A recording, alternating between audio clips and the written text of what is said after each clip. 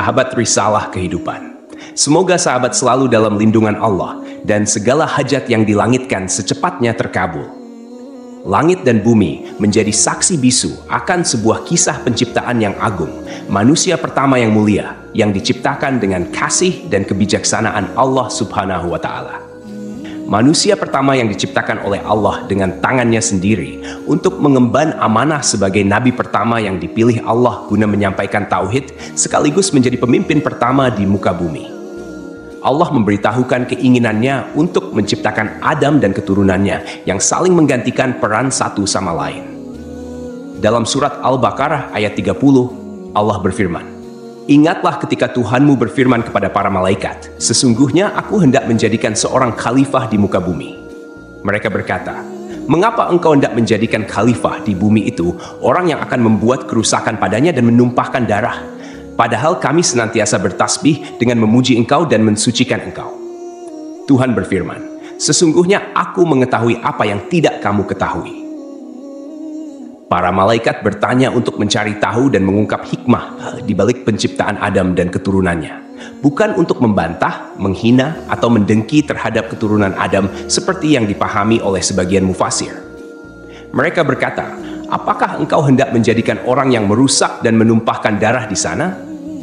Sebelum saya melanjutkan, mohon tonton video ini sampai selesai agar tidak ada kesalahpahaman dalam memahami isi cerita.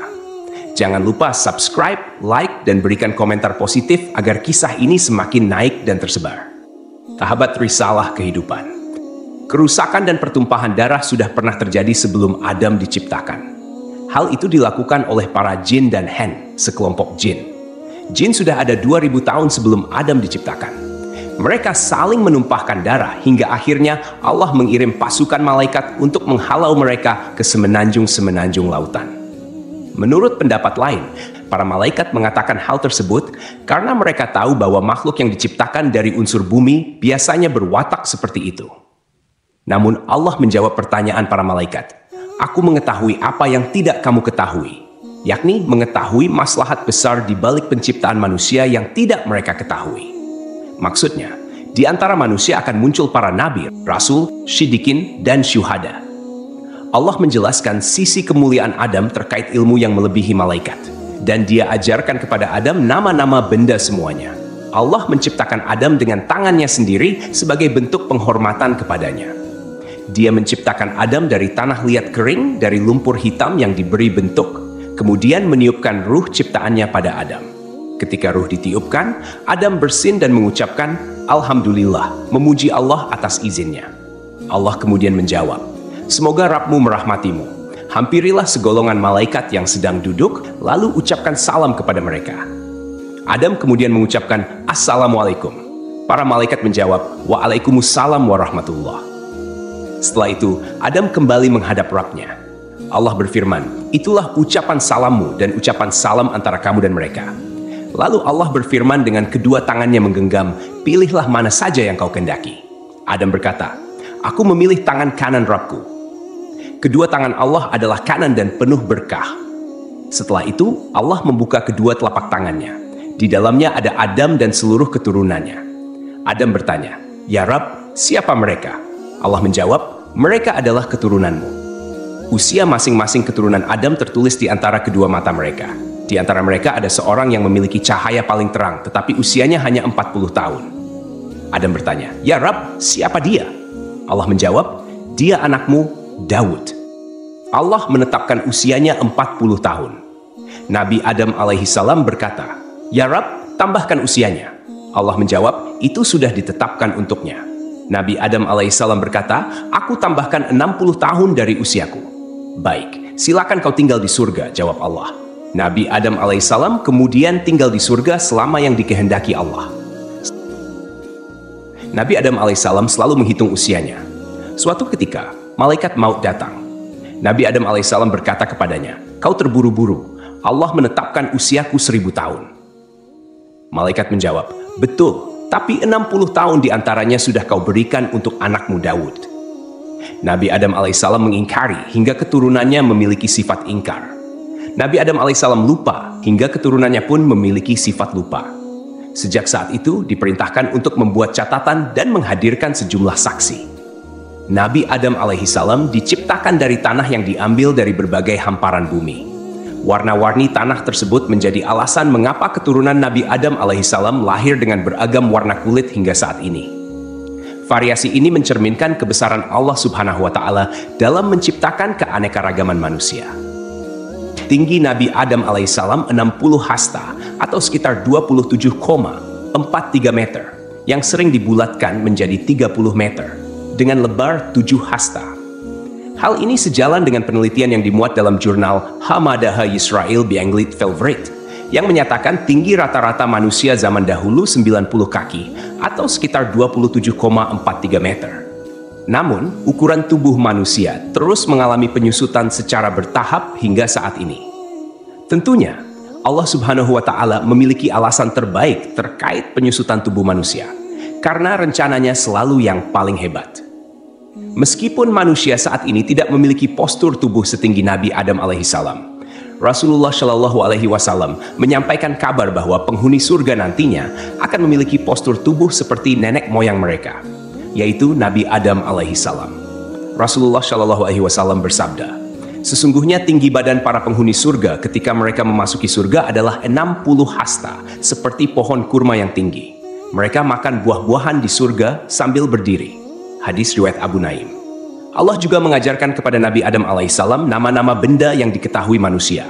Mulai dari manusia, hewan, bumi hana, lautan, gunung, unta, keledai, dan nama-nama benda lainnya. Allah juga mengajarkan tentang lembaran, takdir, dan lainnya. Allah mengingatkan hal ini dalam surat Syad ayat 71-78. Ingatlah ketika Rabb-mu berfirman kepada malaikat, "Sesungguhnya aku akan menciptakan manusia dari tanah. Kemudian apabila telah aku sempurnakan kejadiannya dan aku tiupkan ruh ciptaanku kepadanya, maka tunduklah kamu dengan bersujud kepadanya." Lalu para malaikat itu bersujud semuanya, kecuali iblis. Ia menyombongkan diri dan ia termasuk golongan yang kafir. Allah berfirman, "Wahai iblis, apakah yang menghalangi kamu sujud kepada yang telah aku ciptakan dengan kekuasaanku? Apakah kamu menyombongkan diri atau kamu merasa termasuk golongan yang lebih tinggi?" Iblis berkata, "Aku lebih baik daripadanya, karena engkau ciptakan aku dari api, sedangkan dia engkau ciptakan dari tanah." Iblis memberikan alasan yang sama sekali tidak berguna, bahkan alasannya itu lebih besar dosanya dibanding perbuatannya. Allah menjawab, "Kalau begitu, keluarlah kamu dari surga. Sesungguhnya kamu adalah makhluk yang terkutuk, dan sungguh kutukanku tetap atasmu sampai hari pembalasan." Iblis berkata, "Ya Tuhanku, tangguhkanlah aku sampai pada hari mereka dibangkitkan." Allah menjawab, "Maka sesungguhnya kamu termasuk golongan yang diberi penangguhan sampai pada hari yang telah ditentukan waktunya, yakni hari kiamat." Iblis berkata, "Demi kemuliaanmu, pasti aku akan menyesatkan mereka semuanya, kecuali hamba-hambamu yang terpilih di antara mereka." Allah berfirman, "Maka yang benar adalah sumpahku. Dan hanya kebenaran itulah yang aku katakan. Sungguh, aku akan memenuhi neraka jahanam dengan kamu dan dengan orang-orang yang mengikutimu di antara mereka semuanya." Hasan al-Basri menuturkan, iblis sama sekali bukan golongan malaikat. Pada mulanya, iblis berasal dari golongan jin. Namun ketika mereka berbuat onar di bumi, Allah Subhanahu wa Ta'ala mengutus sepasukan malaikat untuk membunuh dan mengusir mereka ke semenanjung-semenanjung lautan. Iblis termasuk di antara jin yang ditawan, kemudian dibawa naik ke langit dan singgah di sana. Saat para malaikat diperintahkan untuk bersujud, iblis enggan menuruti perintah itu. Ibnu Mas'ud menyatakan, iblis pada mulanya adalah pemimpin para malaikat di langit paling bawah. Ibnu Abbas menambahkan, namanya Azazil. Riwayat lain menyebutkan, namanya Harits. Ada juga yang menyatakan bahwa iblis berasal dari salah satu golongan malaikat bernama jin yang bertugas menjaga surga. Ia termasuk yang paling mulia, paling banyak ilmu dan ibadah di antara mereka, serta memiliki 4 sayap. Namun, kemudian Allah Subhanahu wa Ta'ala mengubah wujudnya menjadi setan yang terkutuk. Iblis turun dan keluar meninggalkan kedudukan mulia yang ia raih karena ibadahnya, bahkan menyamai tingkatan para malaikat dalam ketaatan dan ibadah. Semua kemuliaan itu tercabut dan lenyap karena kesombongan, kedengkian, dan penolakannya terhadap perintah Rabb. Akhirnya, ia diturunkan ke bumi dalam keadaan hina dan terusir. Iblis dikeluarkan dari surga, sedang Adam alaihi salam ditempatkan di surga. Adam berjalan di sana seorang diri tanpa seorang istri untuk mendampinginya agar merasa senang. Adam lalu terlelap sesaat, dan ketika bangun, ia mendapati seorang wanita duduk di dekat kepalanya. Wanita itu diciptakan Allah dari tulang rusuk Adam. Adam bertanya, "Kamu siapa?" Wanita itu menjawab, "Aku seorang wanita." Adam bertanya lagi, "Kenapa kau diciptakan?" Wanita itu menjawab, "Agar kau merasa senang padaku." Para malaikat kemudian bertanya kepada Adam, karena mereka mengetahui luasnya ilmu Adam, "Siapa namanya, wahai Adam?" Nabi Adam alaihissalam menjawab, "Namanya Hawa." Para malaikat bertanya lagi, "Kenapa disebut Hawa?" Nabi Adam menjawab, "Karena ia diciptakan dari benda hidup." Hawa diciptakan dari tulang rusuk sebelah kiri yang paling pendek saat Adam alaihissalam tertidur. Kemudian tulang tersebut diganti dengan daging. Setelah Hawa diciptakan, ia hidup bersama Adam alaihissalam di surga. Di surga tersebut, Adam dan Hawa memperoleh bimbingan, tuntunan, perintah, dan larangan dari Allah Subhanahu wa Ta'ala, sebagaimana yang diberikan kepada umat manusia di dunia. Allah mengizinkan keduanya menikmati segala jenis makanan di surga, kecuali buah dari pohon terlarang. Para mufasir memiliki berbagai pendapat terkait pohon dan buah terlarang ini. Sebagian ulama berpendapat bahwa yang dimaksud adalah pohon anggur. Orang-orang Yahudi menyebutkan bahwa pohon tersebut adalah gandum, sementara sebagian ulama lainnya mengatakan buah itu adalah kurma. Abu Aliyah menyatakan siapapun yang memakan buah pohon tersebut pasti mengeluarkan hadats, dan di surga tidak pantas ada hadats. Perbedaan pendapat ini intinya hampir sama. Allah sengaja tidak menyebutkan buah apa yang dimaksud, karena andai ada maslahat di balik penyebutan namanya, tentu sudah disebutkan oleh Allah. Kemudian, iblis berusaha mengeluarkan Adam dan Hawa dari surga karena iri terhadap kemuliaan yang Allah berikan kepada mereka. Iblis memang dilarang masuk surga dengan cara baik-baik, tetapi ia menyusup ke dalamnya dengan cara yang hina. Dalam tafsir Al-Qurtubi, disebutkan bahwa iblis masuk ke dalam surga melalui mulut seekor ular. Setelah iblis menawarkan diri kepada semua binatang, tidak ada yang bersedia membantunya masuk surga, hingga seekor ular setuju membawanya. Ular itu memasukkan iblis ke dalam perutnya, lalu masuk ke surga. Ketika ular itu keluar, iblis pun keluar dari dalam perutnya, kemudian menuju pohon larangan bagi Adam dan Hawa. Dengan tipu daya, bujuk rayu, dan bisikan jahat, iblis berkata kepada Adam, "Wahai Adam, maukah aku tunjukkan kepadamu sebuah pohon yang jika kau makan buahnya, kau akan kekal dalam kenikmatan yang kau rasakan, dan kau akan tetap berada dalam kerajaan yang tiada akan pernah lenyap? Rabbmu hanya melarang kamu berdua mendekati pohon ini dan makan buahnya, agar kalian tidak menjadi seperti malaikat yang kekal." Artinya, jika kalian berdua memakan buah itu, kalian akan menjadi malaikat atau kekal selamanya di surga. Setan bersumpah kepada keduanya, "Sesungguhnya aku ini benar-benar termasuk para penasihatmu." Setan membujuk mereka dengan tipu daya. Ia pertama kali mempengaruhi Hawa. Ia membawa pohon itu ke hadapan Hawa seraya berkata, "Lihatlah pohon ini, baunya harum, rasanya lezat, dan warnanya indah." Setan terus mempengaruhi Hawa, hingga Hawa akhirnya mengambil buah pohon itu dan memakannya. Hawa lebih dahulu memakan buah pohon tersebut, dan dialah yang menyebabkan Adam alaihissalam memakannya. Kata Hawa kepada Adam, "Makanlah, aku sudah makan." Maka Adam pun makan dari pohon itu. Ketika mereka mencicipi buah pohon tersebut, tampaklah aurat mereka. Saat itu kedua mata Adam dan Hawa terbuka, dan mereka menyadari bahwa mereka telanjang. Mereka pun segera mencari dedaunan pohon tin untuk menutupi aurat mereka. Melihat auratnya, Adam berlari di surga, hingga sebuah pohon mengait rambutnya. Adam mencabut rambutnya, lalu Allah Ar-Rahman memanggilnya, "Hai Adam, apa kau melarikan diri dariku?" Adam menjawab, "Ya Rabb, aku tidak melarikan diri darimu, tetapi aku malu." Jibril kemudian melepas tiara dari kepala Adam, dan Mikail melepas mahkota dari keningnya. Allah berfirman, "Bukankah aku telah melarang kamu dari pohon itu, dan aku telah mengatakan bahwa sesungguhnya setan adalah musuh yang nyata bagi kamu berdua?" Adam dan Hawa berkata, "Ya Rabb kami telah menzalimi diri kami sendiri." Setelah menyadari kesalahan mereka, Adam dan Hawa memohon pertaubatan kepada Allah. Allah menerima taubat mereka, namun tetap memberikan hukuman atas pelanggaran yang telah dilakukan. Keduanya dikeluarkan dari surga dan diturunkan ke bumi. Allah berfirman, "Turunlah kalian dari surga menuju bumi, dan kalian akan menjadi musuh satu sama lain. Kalian akan memiliki tempat tinggal di bumi sampai batas waktu tertentu. Al-A'raf. Ular yang membawa iblis ke dalam surga juga dilaknat. Kakinya dilenyapkan sehingga menjadi bagian dari perutnya dan dijadikan permusuhan antara ular dengan manusia. Karena itulah kita diperintahkan untuk membunuh ular. Rasulullah Shallallahu Alaihi Wasallam bersabda, hari terbaik yang matahari terbit pada hari itu adalah hari Jumat. Pada hari itu Adam diciptakan, pada hari itu ia dimasukkan ke surga, dan pada hari itu ia dikeluarkan darinya. Para ulama memiliki pendapat berbeda mengenai lokasi diturunkannya Adam dan Hawa di bumi. Pendapat mayoritas menerima bahwa Adam dan Hawa diturunkan di dua tempat yang berbeda, lalu kemudian bertemu di Arafah. At-Tabari, At-Tabrani, Abu Nuaim, dan Ibnu Asakir meriwayatkan bahwa Adam alaihissalam diturunkan ke bumi di India. Pendapat ini berdasarkan hadis dari Abdullah bin Umar dan Abdullah bin Abbas. Sementara itu, menurut pendapat ini, Hawa diturunkan di Jeddah. Riwayat lain menyebutkan bahwa Adam dan Hawa diturunkan di Syafa dan Marwah.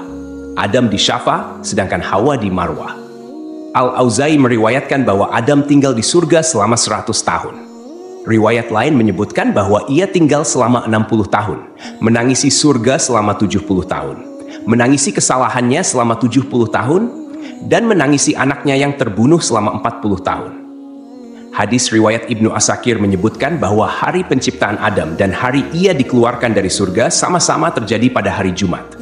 Jika hari itu dihitung dengan ukuran hari dunia, maka pendapat ini masih memerlukan kajian lebih lanjut. Sebagian ulama mengatakan bahwa jika Adam dikeluarkan dari surga pada hari yang berbeda dengan hari ia diciptakan, atau jika ukuran hari di surga setara dengan 6.000 tahun hari dunia, sebagaimana yang diriwayatkan dari Ibnu Abbas, Mujahid, dan Dahak, serta dipilih oleh Ibnu Jarir, maka Adam tinggal di surga dalam jangka waktu yang sangat lama. Ibnu Jarir menjelaskan bahwa Adam diciptakan pada saat-saat terakhir hari Jumat, yang lamanya setara dengan 83 tahun 4 bulan dalam hitungan waktu dunia. Karena pada saat Adam masih berbentuk tanah yang berwujud dan ruh belum ditiupkan, ia bertahan selama 40 tahun dalam kondisi seperti itu. Selanjutnya, Adam berada di surga sebelum diturunkan dari sana selama 43 tahun. Wallahu alam. Allah menurunkan Adam dari surga ke bumi dan mengajarkan segala kerajinan padanya. Allah membekali Adam dengan buah surga, hanya saja buah-buahan dunia berubah, sementara buah-buahan surga tidak berubah. Allah berfirman, "Wahai Adam, sungguh aku memiliki tanah haram tepat sejajar dengan arsiku, maka pergilah lalu bangunkan sebuah rumah untukku di sana, lalu kelilingilah rumah itu seperti para malaikat mengelilingi arsiku." Allah kemudian mengutus seorang malaikat kepada Adam, memberitahukan tempatnya, mengajarkan manasik-manasiknya padanya, dan menyampaikan padanya bahwa setiap ayunan langkah kaki Adam menjadi ibadah yang mendekatkan diri padanya setelah itu.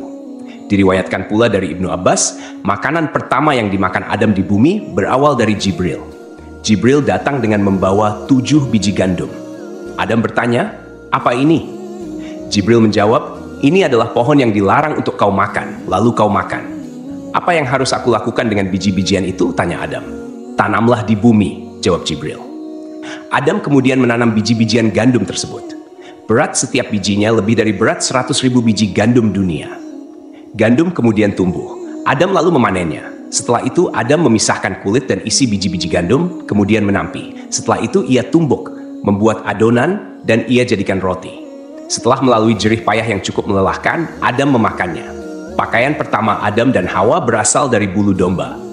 Adam menggerus bulu-bulu domba, lalu ia tenun dan dibuat jubah untuk ia kenakan, serta baju panjang dan kerudung untuk Hawa. Setelah bertemu dan kembali menjalani kehidupan berdua sebagai pasangan suami istri, mereka dikaruniai keturunan. Saat itu, setiap Hawa akan melahirkan, akan selalu lahir anak kembar laki-laki dan perempuan. Kelahiran anak kembar pertama diberi nama Kabil dan Iklima. Kemudian kelahiran anak kembar kedua diberi nama Habil dan Labuda.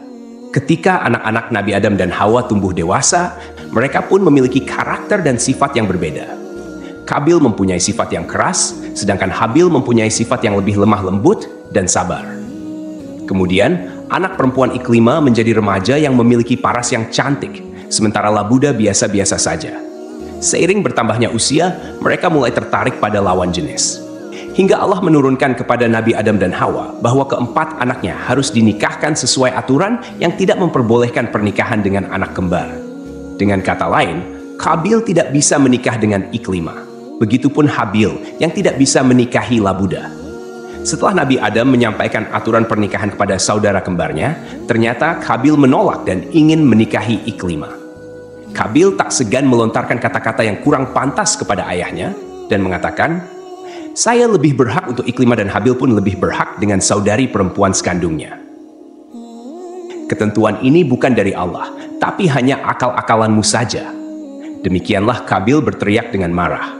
Untuk menyelesaikan perselisihan antara anak laki-lakinya sendiri, Nabi Adam mengajukan solusi, yaitu Qabil dan Habil harus berkurban.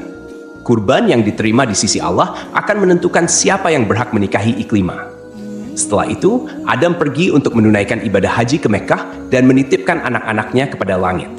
Kemudian Adam berkata kepada langit, "Jagalah anak-anakku sebagai amanat." Namun, langit enggan menerima permintaannya itu.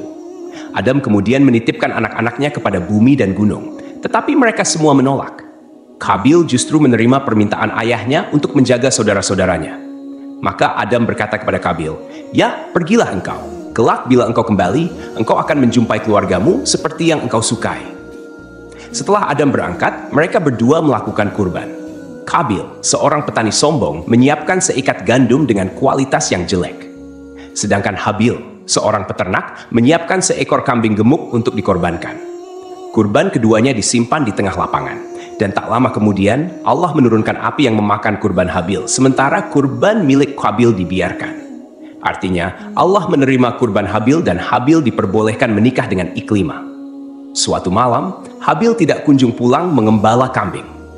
Adam kemudian mengutus Qabil untuk melihat apa yang membuatnya terlambat pulang. Setelah mencari-cari, Qabil bertemu Habil. Qabil berkata pada Habil, "Kurbanmu diterima sementara kurbanku tidak." Habil menyahut, "Sesungguhnya Allah hanya menerima amal dari orang yang bertakwa. Sungguh, jika engkau, Qabil, menggerakkan tanganmu kepadaku untuk membunuhku, aku tidak akan menggerakkan tanganku kepadamu untuk membunuhmu. Aku takut kepada Allah, Rabb seluruh alam." Habil sebenarnya lebih kuat dari Qabil, namun rasa berdosa mencegah Habil menggerakkan tangannya untuk membalas perlakuan serupa yang akan dilakukan saudaranya. "Sesungguhnya, aku ingin agar engkau kembali dengan dosa, membunuhku dan dosamu sendiri. Maka engkau akan menjadi penghuni neraka," ujar Habil. Qabil marah saat itu dan memukulkan benda tumpul yang ia bawa hingga Habil meninggal dunia. Peristiwa itu menjadi pembunuhan pertama di bumi. Kemudian, Iblis segera datang menemui Hawa dan berkata, "Hai Hawa, sesungguhnya Qabil telah membunuh Habil." Maka Hawa berkata kepadanya, "Celakalah kamu, apakah yang dimaksud dengan terbunuh itu?" Iblis menjawab, "Tidak makan, tidak minum, dan tidak bergerak." Hawa menjawab, "Kalau demikian, itu artinya mati." Iblis berkata, "Memang itulah mati." Maka Hawa menjerit hingga Adam masuk menemuinya, dan ia masih dalam keadaan menangis dan menjerit. Lalu Adam mengulangi lagi pertanyaannya, dan Hawa masih tidak menjawab. Maka Adam berkata, "Mulai sekarang kamu dan semua anak perempuanmu menjerit, dan aku serta semua anak lelakiku berlepas diri dari perbuatan itu." Karena ketakutan dan bingung, Qabil tidak tahu bagaimana cara menyembunyikan Habil yang sudah mati dan tidak hidup lagi. Qabil berusaha membuang ke laut, tetapi ombak mendorong tubuh Habil hingga ke tepian. Akhirnya, Qabil memohon ampun kepada Allah dan bertaubat atas segala perbuatannya. Sampai akhirnya, Qabil melihat seekor burung gagak di atas pohon dan seekor burung gagak mati. Burung gagak yang masih hidup membawa burung gagak yang mati itu ke tanah. Burung gagak itu kemudian membuat lubang di tanah dan mendorong gagak yang mati itu ke dalam tanah. Qabil akhirnya paham dan meniru cara burung gagak itu. Mengenai lokasi terbunuhnya Habil, menurut keterangan beberapa ulama, tempat tersebut berada di kawasan pegunungan Kasiyun. Sebelah utara Damaskus terdapat sebuah gua bernama Gua Dam. Gua ini dikenal sebagai tempat Qabil membunuh saudaranya, Habil. Mendengar kabar bahwa salah satu putranya telah meninggal, Nabi Adam pun dirundung kesedihan yang amat dalam. Selama setahun, dia tidak tertawa dan tidak bergaul dengan Hawa. Maka Allah berkata kepadanya, "Hai Adam, sampai kapan tangisan dan kesedihan ini? Sesungguhnya aku akan memberikan pengganti dari anak itu untukmu dengan anak terpercaya dan akan menjadi nabi." Allah menghapus laranya dengan menganugerahkan Nabi Adam dan Hawa seorang putra yang lahir tanpa saudara kembar bernama Sits, artinya karunia dari Allah. Kelak, Allah mengutusnya menjadi nabi kedua setelah kematian Nabi Adam. Dikisahkan, sebelum akhir hayatnya, Nabi Adam meminta putranya untuk membawakan buah dari surga. Adam menginginkan setandan buah anggur surga. Anak-anakannya kemudian mencarikan buah anggur untuknya, dan mereka berpapasan dengan para malaikat. Para malaikat bertanya, "Kalian hendak kemana, anak-anak Adam?" Mereka menjawab, "Ayah kami menginginkan setandan buah anggur surga." Malaikat berkata kepada mereka, "Kembalilah kalian, karena ayah kalian tidak lama lagi akan meninggal dunia. Kalian sudah tidak perlu lagi mencari buah itu." Lalu para malaikat mencabut nyawa Adam, memandikan, memberi kamper, dan mengafani jenazahnya. Jibril menyalatkan jenazahnya, dan para malaikat salat di belakangnya. Setelah itu, mereka mengubur jenazah Adam. Para malaikat selanjutnya berkata, "Inilah syariat kalian dalam mengurus jenazah." Kemudian sebelum pergi, dia berpesan agar kematian Adam menjadi pelajaran bagi umat.